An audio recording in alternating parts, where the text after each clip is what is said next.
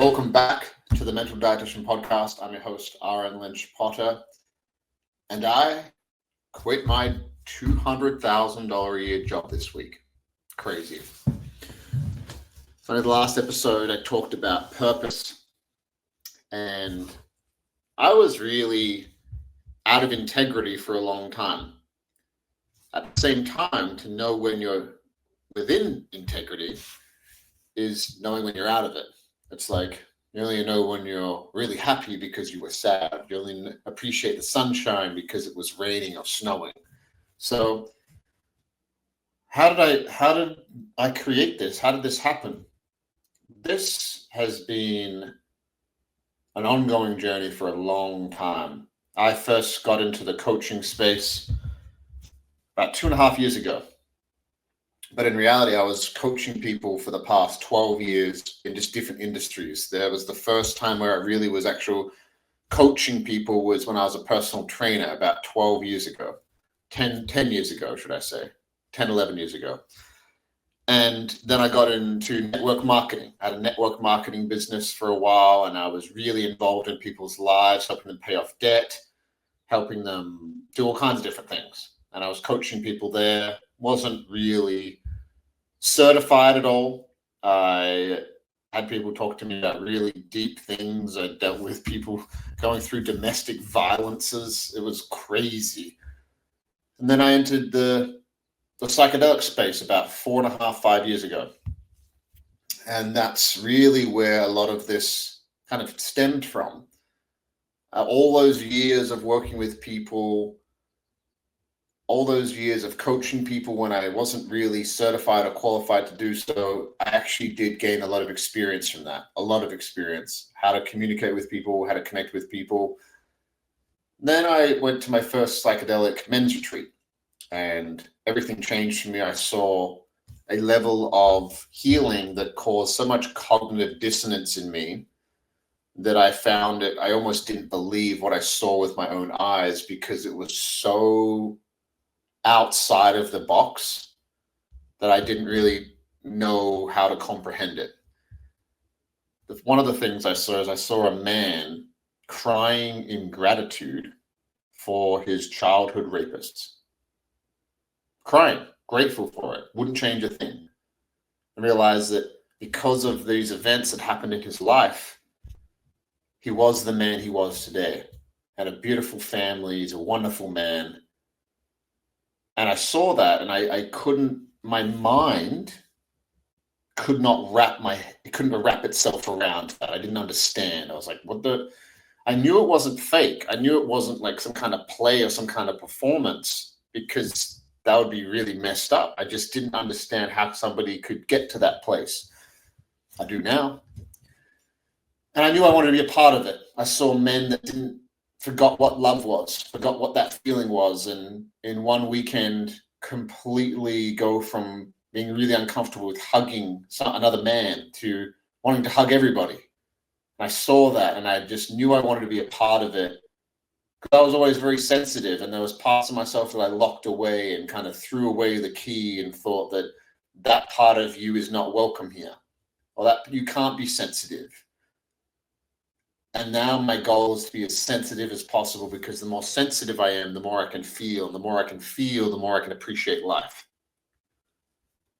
Life is about feeling. This game of life is about feeling. And the more you can feel, I was saying this to a friend about an hour ago on a phone call. I said, man, my goal is to look at a tree and see so much beauty that I feel emotionally moved by it. That's my goal. And I feel that quite often. Or to look into a dog's eyes or a cat's eyes or a child's eyes or another human being's eyes and see the beauty in all of it. That's what happens when you get really good at feeling. And that's my goal. It's always been my goal. I just abandoned it for a long time, because in this world that we live in, especially growing up being a man and growing up in a small town in Western Australia, the only emotions that were really safe to feel was anger, or happiness. But any of the harder, more unpleasant emotions to feel, that wasn't welcome. So anytime you feel them, you push them away. You don't allow yourself to feel them. It gets stored in your nervous system. And once I dived into the psychedelic world, all those things that I did not feel or didn't have the opportunity or didn't have the support, or I labeled that it wasn't okay to feel them, I had to catch up and feel them. So all of that culminated in me taking a coaching certification course through Being True to You. Now, Being True to You is the premier coaching organization within this space, founded by a wonderful woman, Deanne Adamson, about 15 years ago. Thousands of people have gone through this certification, and I took the certification back in 2023, in spring of 2023, so about 2 years ago. And ever since then, I've been coaching people in this space. And recently, all while I'm selling cars was out of alignment for me. I stayed because I had the opportunity to make a lot of money. And over the past few months, Deanne asked me to come in and help with some sales because I've been very good at sales. I was teaching a course called Soul-Centered Selling, which I've talked about a lot, which came to me December 2023, during the hardest week of my life. It came from this really dark week of the soul. Didn't know who I was, going in and out of psychosis. It was horrible. A culmination of a number of different things led to that point.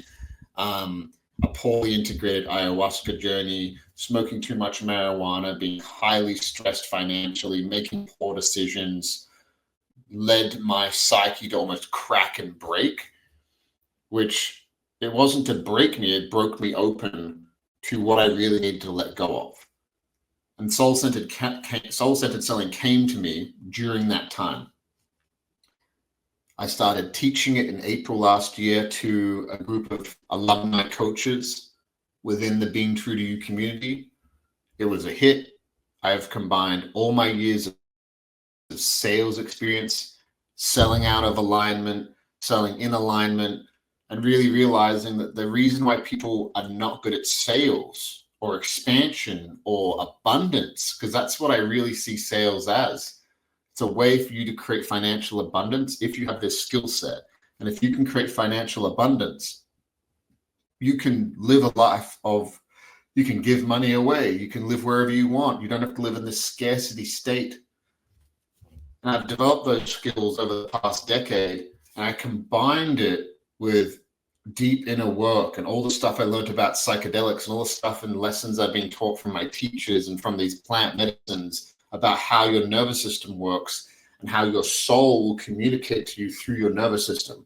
I combined that with sales, and that's what soul-centered selling is. So I teach people that, hey, this isn't a sales issue. This is a nervous system issue. When you're asking somebody 1,000, 10,000, whatever the amount is, and you have this really strong thing that comes up within you that wants to keep you small or says that you're not okay for asking that and you're greedy or whatever stories are being communicated to you, if I teach you how to sell ethically through ethical principles that feel really aligned and soul-centered, plus we release some of these old stories that are keeping your nervous system from expanding and growing and creating, that there's nothing like that exists. And I've done research around it. And that's what I'm expanding to in the future. So the owner of Being True to You saw that I was doing that. She really liked what I was doing. And she asked me to come on and help with some sales earlier on in the year. About 2.5, 3 weeks ago, I've been selling part-time, selling cars and selling the coaching certification and working with Being True to You part-time, plus my own clients, plus the clients I have through Being True to You. So I was very busy, but I was very split between two different things. One was really in alignment, which is this space that I'm in now. And one was out of alignment, which I was holding on to out of fear because I had the opportunity to make a lot of money selling cars. A couple of weeks ago, I was able to create a proposal that we went back and forth on for a while that felt really good for both parties, both Being True to You and myself. And now I've had the opportunity to step away from my job selling cars, letting go of that fear, letting go of all this fear I have around money, and really step into alignment. I choose alignment over fear. And I know that the money and the abundance is coming my way. I already know, I can already feel it. It's about letting it in. And it feels so good because I talked about a lot of this stuff for a long time.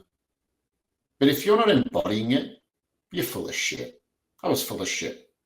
And that's okay because I had to go through that path, and I'm not shitting on myself. I love myself. I'm so proud of myself. I'm so grateful for every single version of me that led me to this point. Now it's time to create. Now it's time to expand. It's also one of the reasons why I didn't really put a lot of effort into this podcast. I felt like I was talking about all this stuff, but then I would go to work and sell cars, and I was working with people that are good people, but are very unconscious. Very unconscious. A lot of stuff they say and the way that they treat people and the way that they see life is just not in alignment with me. And you get to a point where you're like, you are an average of the 5 closest people you hang out with. It's true. You can't outgrow your environment. You have to leave or create a new environment. If you're in an environment that isn't conducive to really who you are, and you feel like that you're not supposed to be there, and you stay there, you're really disrespecting yourself. I did that for a long time because fear held me there. And I call fear's bluff. Fear is a wonderful thing, but people see it the wrong way. I see fear as it's a test. It's a test that is put up by the universe or God or the creator, whatever you want to call it, to test. Are you willing to go through that membrane, that barrier, the thing that you create? And a lot of people create fear and it's disguised as practicality.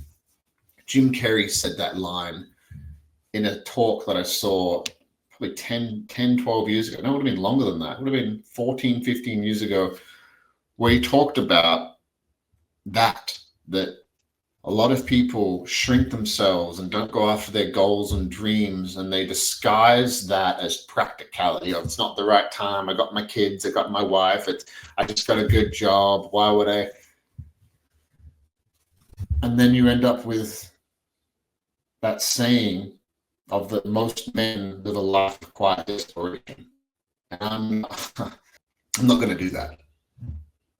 I'm refused to do that. And this week has been amazing to really sit with that. I did a little mushroom journey today because there was some stuff that I needed to release, a lot of fear. So part of me that really needed to die and let go through that kind of a rebirth experience. I'm so excited. I don't feel torn anymore. And this took me years. It took me my entire life.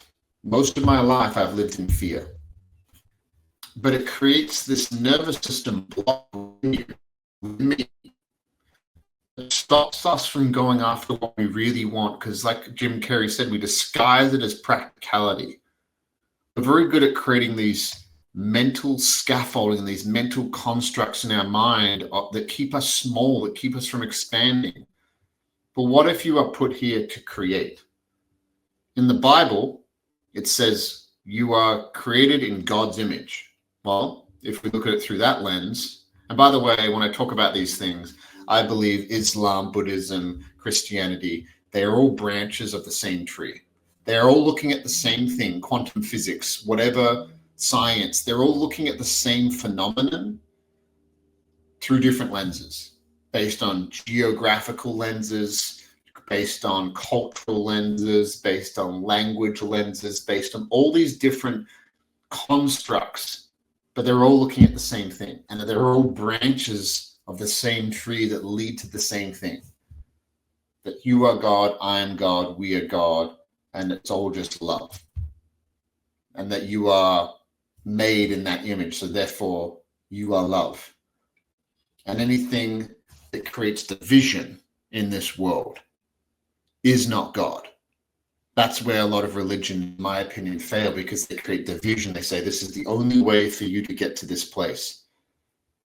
therefore creating fear, therefore creating control. Fear is not God. Fear is division. God is love. There is no division in love. And if you are made in God's image, like the Christians say, then it's time for you to create. Time for you to create. And that's what you're put here to do. You are here to create. Create art, create whatever it is. Art is writing, singing, acting, videography. A skateboarder is an artist. A mixed martial artist, they're an artist. You watch people that are really good at fighting and in that flow state, and it's like watching art. It's a violent art. There's so many ways to create art through talking. I'm creating right now. There's no script with this. I'm just going straight off the top of my head, talking from my heart, telling you what's going on. And I don't know who's listening to this. I don't know what you're going to get out of it. But I hope you get something. I hope you listen to the feeling behind what I'm saying. I feel very calm. I feel very aligned. I've never felt like this in my life, ever. I feel like a man. I don't feel like a boy that's scared to get out there, to get punched and bruised and scratched, because that's what life's about, baby. Like it's like, there's this saying, I don't remember what it is, it's like, you don't live your life, like, it's talking about a car. It's like, you don't want to get to the end of your life with the paint nice and shiny. You want to come in screaming at the finish line with the wheels falling off and being like, what a fucking ride that was. Like, go out there, get after it. Do your best. Be impeccable with your word. If you say something, do it.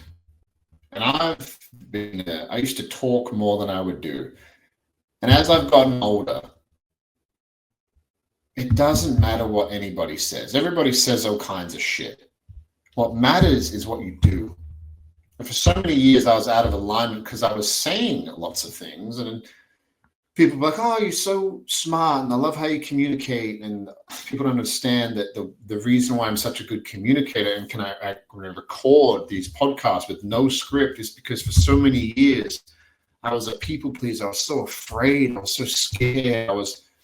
I didn't want you to not like me in my imagination. So I would very carefully pick the words that I would say to regulate my own nervous system by not really saying what I meant, by not really speaking my truth, because in my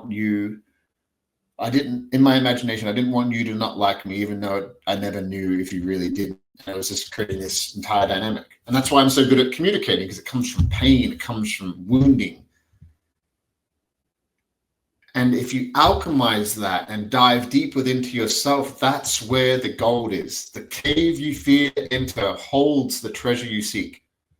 It's in there. It's in the darkness. And if you're afraid of going to those places, the fear is a compass. It's a rope pulling you into the fog of your soul. And you don't know where it's going, but if you just hold on to the rope and keep pulling yourself as best you can with support, with a therapist or a coach or different tools that you can use, you'll find gold along the way, and you'll also find monsters. But that's the hero's journey. That's what we were put here to do. You're here to create. You're here to get after it. You're not supposed to live in fear. So don't live in fear. If you want to do something, go fucking do it. Start small, even if it's just 10 minutes a day doing something and you're working full time, we're working 8 hours, 10 hours, 12 hours. Don't let your dreams be dreams. Start doing something. If you feel stuck, type in what your dream is to ChatGPT and be like, what's the first step? Use it as a brainstorming tool. I've been using it a lot lately. It's an amazing brainstorming tool just to kind of trigger thought.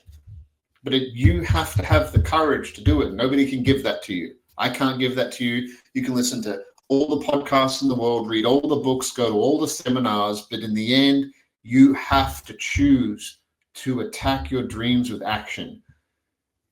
And action creates clarity. Clarity comes from action, not thought. So get after it, whatever it is for you. And I look forward to just reporting back to you about making these decisions, calling fears bluff, really creating soul-centered selling, seeing what this looks like over the next 2, 3, 4, 5 years. And I'm going to look at this podcast in 3 years from now, and I don't know where I'm going to be, but I know it's going to be amazing. I love you all very much because you're a human, and I'm a human, and you have a soul, and I have a soul. And I'm not a drop in the ocean. I'm the entire ocean in a drop, and so are you.